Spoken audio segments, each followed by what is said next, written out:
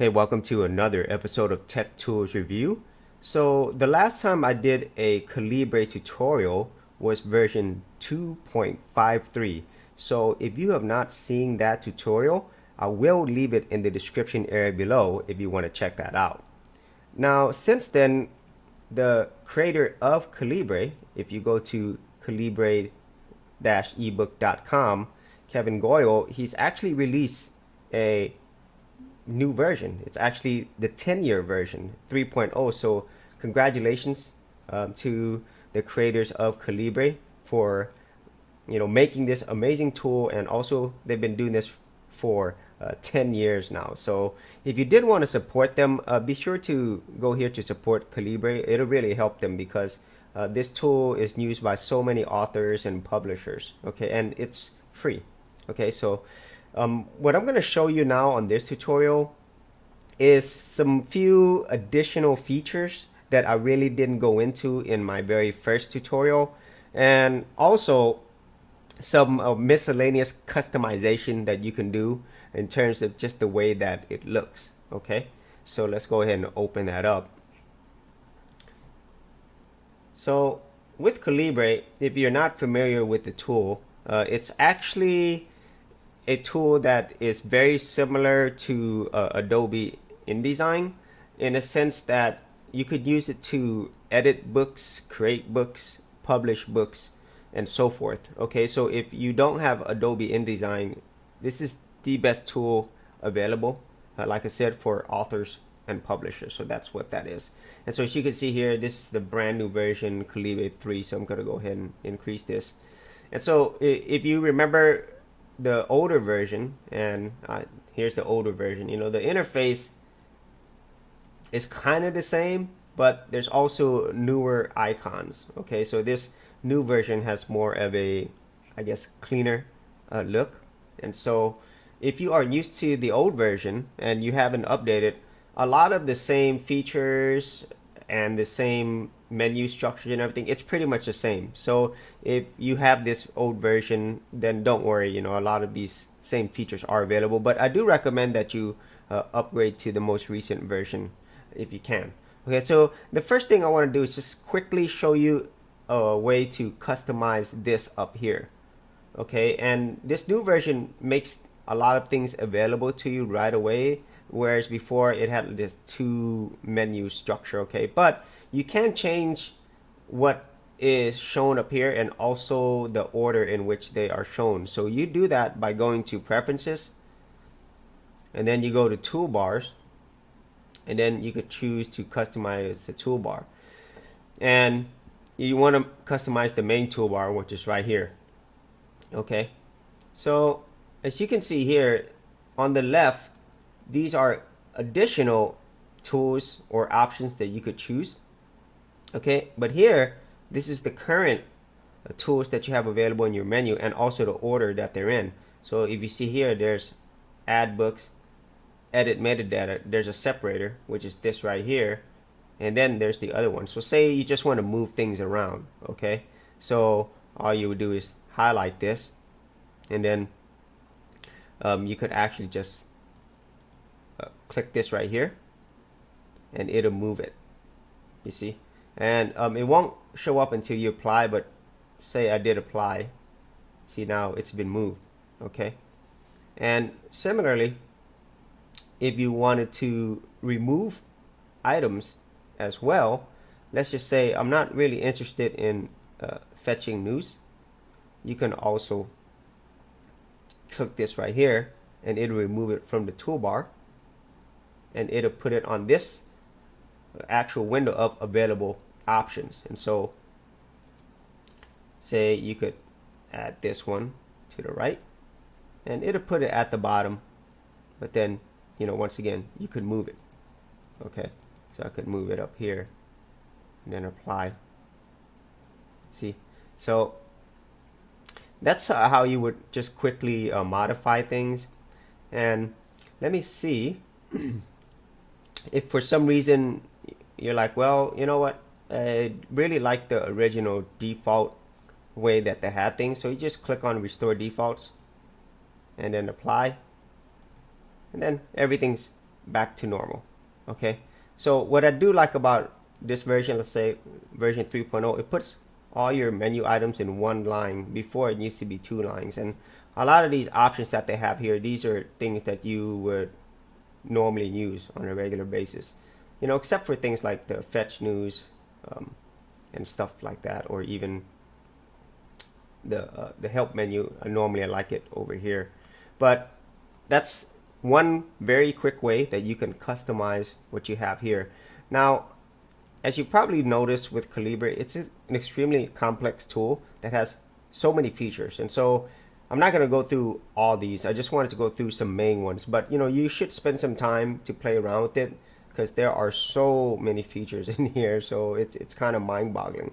And so a lot of times when I'm in the preferences, I really only deal with the toolbars. I don't really do anything else. Okay, but besides editing books and so forth, you could also use this to organize your books. Okay, so let's go ahead and get into some additional features that I didn't cover on my first tutorial.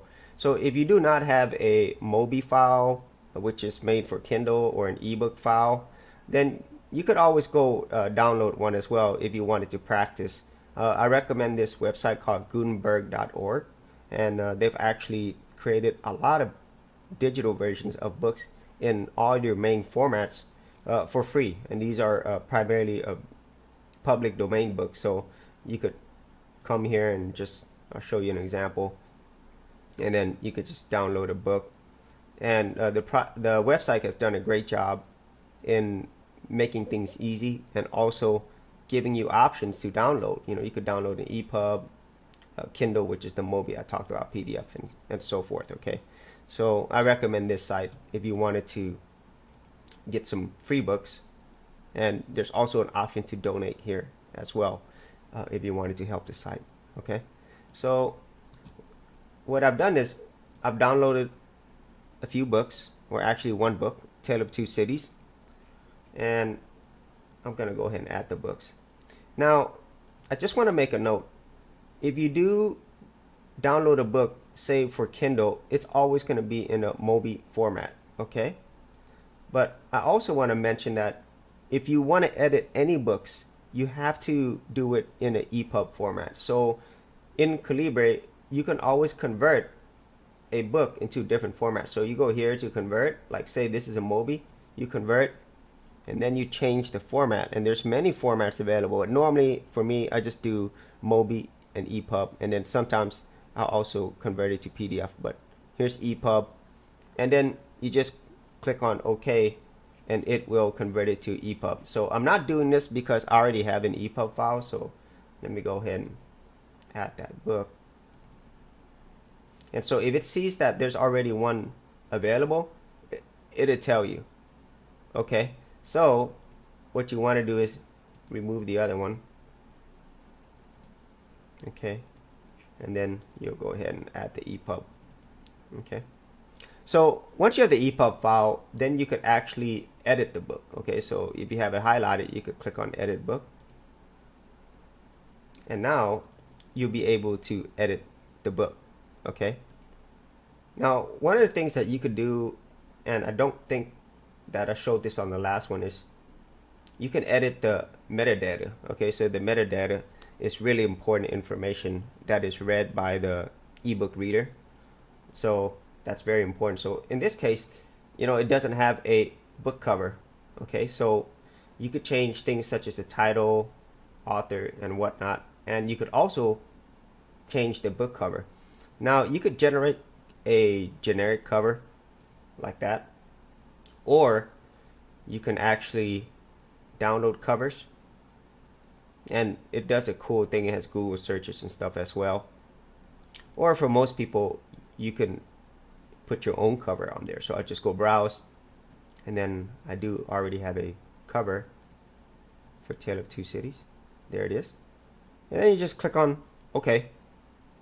Okay, so now let's go back to Edit Book. And the cover, whenever you upload this actual book, it will show this cover on the front. So whenever it reads the metadata, it should see this cover on there. Okay, so let me go over mainly these additional features up here, okay, which I didn't go into a lot of detail on. Okay, so I'm gonna go through one of, maybe not all of them, but just some of the ones that I think it makes sense to show. Like, I'm not going to show you cut and paste because that's pretty self-explanatory. Now, before I go to any of these menus here, I do want to talk about a few things up here. Okay, so table of contents, I've already gone through that on the last one, and spell check is self-explanatory. And this is a tool that I think is really helpful. It's a reports tool. So when you click on that, what it's going to do is it's going to gather data about your book. So what I love about this is it tells you pretty much all the most important things that you need to know. So these are all the files or HTML files that actually make up your entire book. So it shows all of it here, which is nice. And then another very important thing is words. So if you wanted to know how many words are in your book, this is excellent. Okay, so I really enjoy that. And it even shows all the words, which is kind of crazy. So if you wanted to see how many words you have in your book, that's a great thing to have. Then all your various images that's included in the file. And then these are more like HTML related stuff. Okay, for your, here's a CSS style classes and stuff. And so also different characters and also all the links inside your actual book. So this is a great quick way to look at all your most important things right away. Okay, now the smart punctuation, I wasn't entirely sure what the benefits are, but if you click on it, you'll notice like everything is in HTML. Okay, and so they'll have things like this. Okay, so there's like blocks of maybe space or something. Okay, so if you do smart punctuation, you could click on see what changed. Okay, so this is really cool. So what it does is it tells you what ways that it thinks is a better way to do your actual HTML. Okay, so if you look here, before it just had this space, and then Calibre suggests that you put this style in here instead of this space. Okay, and so and it's already done it, and so it'll add those things in there as well. Now I don't think this really helps out much, okay, but it is an option. Okay, so these are some of the options. I really think the reports are important, and also insert special characters. This is important as well. Okay, mainly for these punctuation right here. Okay, because a lot of times in books, even though you could type it in like a punctuation, it might not look exactly the same. So these characters are specifically made for that. So I think this is important as well.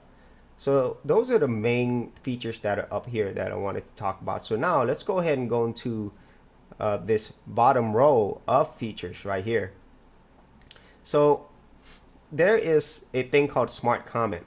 And what that allows you to do in HTML is that you can comment out things that you don't want to be shown. Okay, so say for example, I want to comment this line out. Okay, but at the same time, I don't want to delete it. Okay, I might want to reuse it. Okay, so if you highlight it right here, and then you click on smart comment, see, it commented it, so now it's gone. So commenting is something that's very important that a lot of people do in HTML and also other programming languages. Okay, so as you notice, it's still there, but it's just commented out. But you can also uncomment it. Okay, so the way you uncomment it is you select inside this comment block. Okay, have your cursor anywhere in there, and then click on this smart comment again, and there it goes. It uncomments the comment. So that's a really great way for you to make changes or see how things might or might not look without deleting what you had before, so in case you ever want to go back to that, or in case you want to see what you've changed. Okay, so next up, this one right here, the fixed HTML, I didn't really use that because I didn't really see any benefits to it. Okay, now this one, this is really what I think should be the fixed HTML in a way, because it's beautify, and that's a really cool name. But what does it actually do? Well, all this stuff is HTML, and it's kind of hard to see. Okay, so if you click on, as you can see right, if you click on beautify, see, now it's a lot easier to read. So it breaks up your HTML in ways that's easier to read. So look at that, you know, your paragraph tags, and it's just easier. So like, let me go back to what it was before. So just look at this right now, how I think easier it is to read. Okay, everything's kind of separated, broken out. Okay, now if you go back, see, it's kind of all jumbled together. See, and let's beautify it again. So that's a lot easier to read. I think that is a very, very important feature, because, you know, if you are a coder or you know anything about HTML, having your code clean and just easy to look at, it makes things a lot easier, and at the same time you don't get lost, okay, when you're editing things. And it doesn't change anything in the actual content, which is great. So if you're worried about it changing anything, it doesn't. Okay, so next up we have insert image. Now I did talk about this before, but I didn't really show you how to do it. I don't recall. So say for example I wanted to add an image. Okay, so let's say I'll add an image right here before it starts. So the period, there's a block quote right there. Okay, so I'm gonna add it right before this. So we'll add an image. So, and the thing is, it's gonna always look and see the images you already have, but you can also import images. So if you click on import images, you could bring in different images. Okay, and I've already done that. So let's say I wanted to add this book cover, and bam, you know, it's right there. And then also, you can also change the way that it's centered. I mean, the justification. So let me see. So you do have to have it in a paragraph tag. So that's, you could do that on your own if you want, and you could do that by inserting the next feature, which is insert tag. And I think I mentioned this before, and there now there's a paragraph tag, and then you could actually put the image inside there. So let's go ahead and cut and paste that, or you could do insert image in there, and then you can just do that. So, and now since it's in there, you could actually change the justification, and now it's centered. So an easier way to do that, and it goes along with this insert tag feature anyway, is, so I would recommend inserting the tag first, and then you insert the image inside the tag right here, and then you could also change the alignment, yes, center. See, so very nice and easy to use once you get used to it. And there are many tags available. Okay. Oh, and you could also insert hyperlinks. So for example, say I wanted to go to a different part of my page, right? Or even go to different website. You can just do this, insert hyperlink, and see, you can choose what files inside your book that it goes to. Okay, so say I wanted to go to the last file in the book. Okay, so if I click on this, it'll go to whatever file that I chose. In this case, I chose the very last file in the book. Okay, so like the last page or something, you know, or the last part of the book. Or you can also put a website right here. So you could put a website link for that particular text. So very easy right here. And then also you have your other formatting options, and you know, they are self-explanatory. Okay, so you could go through that. And also, I like this feature as well. There's a subscript, superscript, so I could have a subscript right here, and it'll make it lower, or I could have a superscript right here, and you see, yeah. So very useful. And then some other quick formatting options is, say you just wanted to change the colors of a few things. Okay, so say I wanted to change the color of my heading, Tale of Two Cities.